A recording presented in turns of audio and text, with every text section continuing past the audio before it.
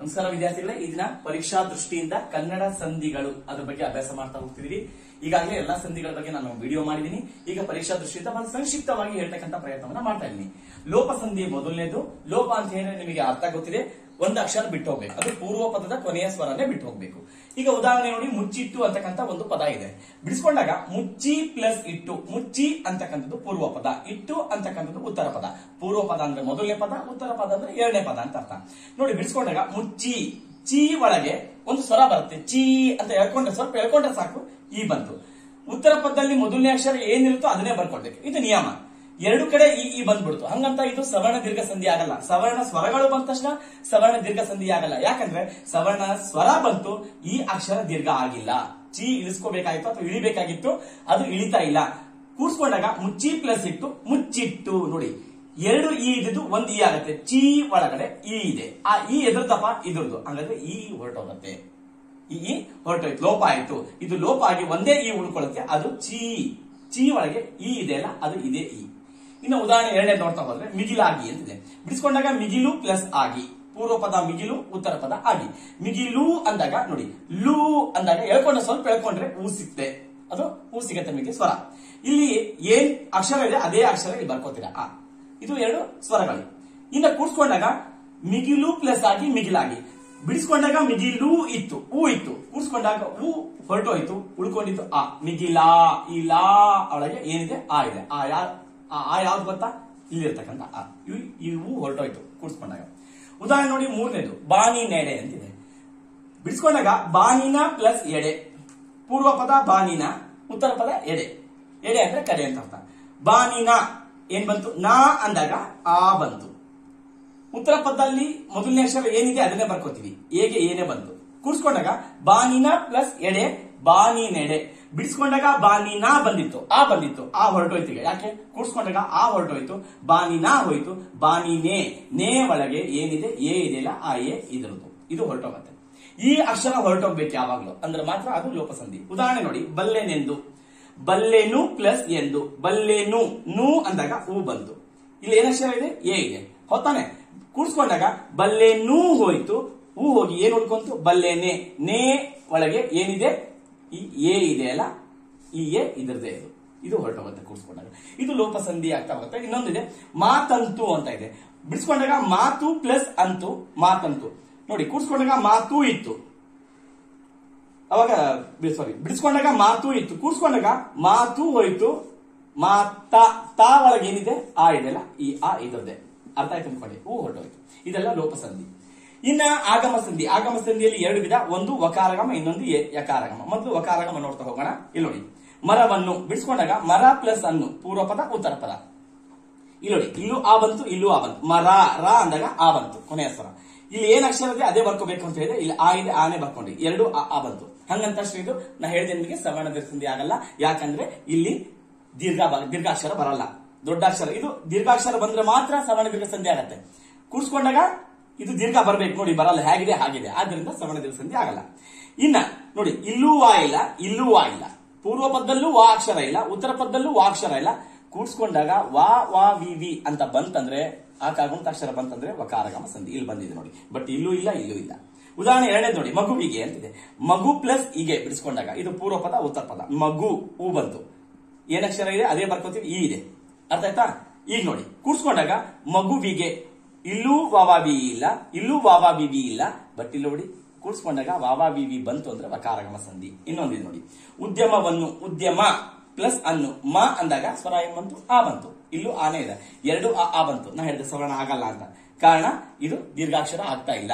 ಹಾಗಾದ್ರೆ ಉದ್ಯಮ ಅಂದಾಗ ಇಲ್ಲೂ ವಾ ಅಕ್ಷರ ಇಲ್ಲ, ಇಲ್ಲೂ ವಾ ಅಕ್ಷರ ಇಲ್ಲ, ಎರಡು ಕಡೆನೂ ಇರಬಾರ್ದು. ಬಟ್ ಇಲ್ಲಿ ಹೊಸದಾಗಿ ಒಂದಕ್ಷರ ಆಧಾರ ವಾವಾ ವಿ ವಿ ಬಂತು ಅಂದ್ರೆ ಅದು ವಕಾರಗಮ ಸಂಧಿ. ನೆಕ್ಸ್ಟ್ ಯಕಾರಗಮ ಸಂಧಿ ಬಗ್ಗೆ ನೋಡ್ತಾ ಹೋಗೋಣ. ಬನ್ನಿ, ಯಕಾರಗಮ ಸಂಧಿ. ವಕಾರಗಮ ನೋಡಿದ್ರೆ ಯಕಾರಗಮ. ಕೈಯನ್ನು ಅಂತ ಬರ್ಕೊಂಡಿದ್ದೀವಿ. ಬಿಡಿಸ್ಕೊಂಡಾಗ ಕೈ ಪ್ಲಸ್ ಅನ್ನು. ಅನ್ನು ಅಂದ್ರೆ ದ್ವಿತೀಯ ವಿಭಕ್ತಿ ಅಲ್ಲ, ಅದಕ್ಕೆಲ್ಲ ಅರ್ಥ ಇರುತ್ತೆ, ಅದಕ್ಕೋಸ್ಕರ. ಇಲ್ಲಿ ಕೈ, ಐ ಬಂತು, ಇಲ್ಲೇನ್ ಬಂತು, ಆ ಬಂತು.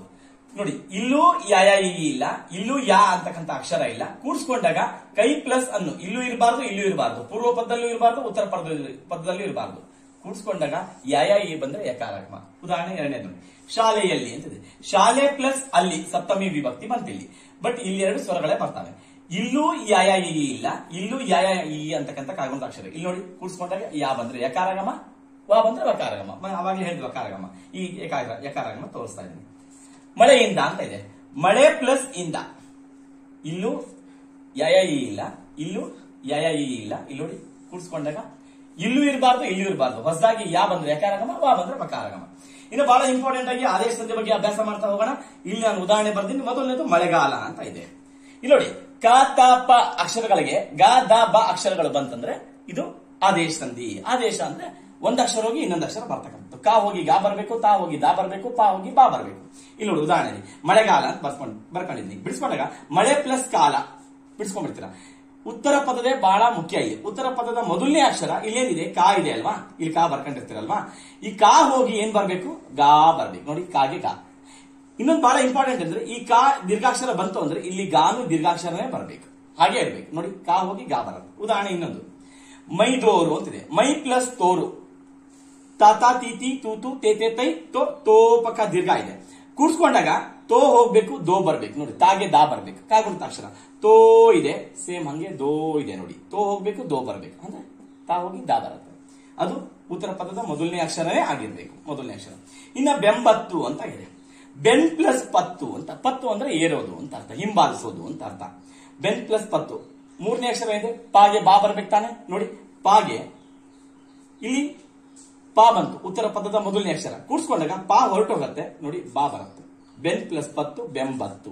ಹಾಗೆ ಇನ್ನ ಇನ್ನೊಂದು ರೀತಿ ಬರ್ತಕ್ಕಂತಹ ಪದಗಳಿದಾವೆ. ಇಲ್ಲಿ ನೋಡಿ ಏನಾಯ್ತು, ಪಾ ಬಂದಾಗೂ ವಾ ಬರುತ್ತೆ, ಮಾ ಬಂದಾಗೂ ವಾ ಬರುತ್ತೆ, ಬಾ ಬಂದಾಗೂ ವಾ ಬರುತ್ತೆ. ಒಂದ್ ಹೇಳ್ತೀನಿ ಫಸ್ಟ್ ನಾನು ನಿಮಗೆ. ಈಗ ನೋಡಿ ಪಾ ಬಂದಾಗೂ ವಾ ಹೇಗ್ ಬರುತ್ತೆ ಅಂತ ಹೇಳ್ತೀನಿ. ಈಗ ಬೆಮರ್ ವನಿ ಅಂತ ಇದೆ. ಬೆಮರ್ ಪ್ಲಸ್ ಪನಿ. ಪನಿ ಅಂದ್ರೆ ಹನಿ ಅಂತ ಅರ್ಥ. ಇದು ಪಾ ಬಂದಿದೆ. ಇಲ್ಲಿ ಬಿಡಿಸ್ಕೊಂಡಾಗ ಪಾ ಬರುತ್ತೆ, ಕೂಡ್ಸ್ಕೊಂಡಾಗ ಏನ್ ಬರುತ್ತೆ ನೋಡಿ ಬೆಮರ್ ಪ್ಲಸ್ ಪನಿ ಬೆಮರ್ ವನಿ ವಾ ಬಂತ್. ನೋಡಿ ನೋಡಿ ಬಾಗೆ ವಾ ಬರುತ್ತೆ, ಸಾರಿ ಪಾಗೆ ವಾ ಬರುತ್ತೆ ಅಂತಕ್ಕಂಥದ್ದು. ಬೆಮರ್ ಪ್ಲಸ್ ಪನಿ ಬೆಮರ್ ವನಿ ಪಾ ಬಂದಾಗ ಏನ್ ಬಂತು ವಾ ಬರುತ್ತೆ. ಹಾಗೆ ಪಾಗೆ ವಾ ಬರುತ್ತೆ ಅಂತ. ಇನ್ನ ಮಾಗೆ ಯಾಗೆ ವಾ ಬರುತ್ತೆ ನೋಡ್ತಾ ಹೋಗೋಣ. ಮಾ ಬಂದಾಗ ನೋಡಿ ಮೆಲ್ವಾತು ಅಂತ ಇದೆ 10th ಪುಸ್ತಕದಲ್ಲಿ. ಮೆಲ್ ಪ್ಲಸ್ ಮಾತು ಮೆಲ್ವಾತು. ಇಲ್ಲಿ ನೋಡಿ ಉತ್ತರ ಪದ ಮಾ ಇದೆ, ಹೌದಾನೆ. ಕೂಡ್ಸ್ಕೊಂಡಾಗ ಏನಾಗುತ್ತೆ, ಮಾ ಹೊರಟೋಗತ್ತೆ, ಮಾಗೆ ವಾ ಬರುತ್ತೆ. ಮೆಲ್ ಪ್ಲಸ್ ಮಾತು, ಮಾತು ಇದ್ದಿದ್ದು ನೋಡಿ ಇಲ್ಲಿ ವಾ ಬಂತು, ಮಾಗೆ ಏನಾಯ್ತು ಮೆಲ್ವಾತು. ವಾ ಮತ್ತಕ್ಷರ ಬಂತಲ್ಲ, ಹಾಗೆ ಮಾಗೆ ವಾ. ಇನ್ನ ಬಾಗೆ ವಾ ಹೇಗ್ ಬರುತ್ತೆ, ಇಲ್ಲಿ ನೋಡಿ ಎಳವಳ್ಳಿ ಇದೆ. ಬಿಡಿಸ್ಕೊಂಡಾಗ ಎಳ ಪ್ಲಸ್ ಬಳ್ಳಿ. ಬಾ ಹೋಗಿ ಏನಾಯ್ತು ವಾ ಬಂತು. ನೋಡಿ ಬಾ ಹೋಗಿ ವಾ ಬಂತು. ಹೀಗೆ ಪಾ ಬಂದಾಗೂ ವಾ ಬರುತ್ತೆ. ನಾ ಹೇಳಿದೆ ನಿಮಗೆ ಬೆಮರ್ ಪ್ಲಸ್ ಪನಿ ಪಾ ಹೋಗಿ ವಾ ಬಂತಲ್ಲ, ಹಾಗೆ ಮಾ ಹೋಗಿ ವಾ ಬರುತ್ತೆ. ಮೆಲ್ ಪ್ಲಸ್ ಮಾತು, ಮಾ ಹೋಗಿ ಏನ್ ಬಂತು ಮೆಲ್ವಾತು. ಇಲ್ಲಿ ಬಿಡಿಸ್ ನೋಡಿ ಒತ್ತಕ್ಷರ ಏನ್ ಬರುತ್ತೆ ಮೆಲ್ವಾತು. ಇದೇ ವಾ ಅಕ್ಷರ, ಮಾಗೆ ವಾ ಬರುತ್ತೆ. ನಾ ಹೇಳಿದೆ ನಿಮಗೆ ಎಳ ಪ್ಲಸ್ ಬಳ್ಳಿ, ಬಾ ಹೋಗಿ ವಾ ಬರುತ್ತೆ, ಬಳ್ಳಿ ಹೋಗಿ ಒಳ್ಳಿ ಬಂತು. ಸೊ ಕೂಡ್ಸ್ಕೊಂಡಾಗ ಪಾಗು ವಾನೆ ಬರುತ್ತೆ, ಮಾಗು ವಾ ಬರುತ್ತೆ, ಬಾಗು ವಾ ಬರುತ್ತೆ. ಈ ರೀತಿಯಾಗಿರ್ತಕ್ಕಂಥ ಪದಗಳು ಬರ್ತವೆ. ಸೊ ಪರೀಕ್ಷೆಯಲ್ಲಿ ನೋಡ್ಕೊಂಡು ಬರೀರಿ. ಇನ್ನೊಂದಿದೆ ಕಡು ಬೆಳ್ಪು ಅಂತ ಬಂತು ಅಂದ್ರೆ ಇಲ್ಲಿ ಕಡು ಬೆಳ್ಪು ಅಂತ ಇದೆ. ಕಡು ಪ್ಲಸ್ ಬೆಳ್ಪು ಅಂತ ಬಿಡಿಸ್ಕೊಳ್ಬೇಕು. ನೋಡಿ ಕಡು ಪ್ಲಸ್ ಬೆಳ್ಪು ಅಂತ ಬಿಡಿಸ್ಕೊಂಡಾಗ ಕೂಡ್ಸ್ಕೊಂಡಾಗ ಏನಾಗುತ್ತೆ, ಬಿಡಿಸ್ಕೊಂಡಾಗ ಕಡು ಬೆಳ್ಪು, ಕೂಡ್ಸ್ಕೊಂಡಾಗ ಕಡು ಬೆಳ್ಪು ಅಂತ ಬರುತ್ತೆ. ನೋಡಿ ಬಾ ಬಿಡಿಸ್ಕೊಂಡಾಗ ಬಾ, ಕೂಡ್ಸ್ಕೊಂಡಾಗ ಬಾ. ನೋಡಿ ಬಾಗೆ ವಾ ಬರುತ್ತಲ್ಲ. ಹಾಗೆ ಇನ್ನೊಂದು ಇದು ಸಹ ಇದು 10th ಪುಸ್ತಕದಲ್ಲಿದೆ, ಬಹಳ ಇಂಪಾರ್ಟೆಂಟ್. ಸೊ ಅರ್ಥ ಆಯ್ತು ಅನ್ಕೊಂಡೆ.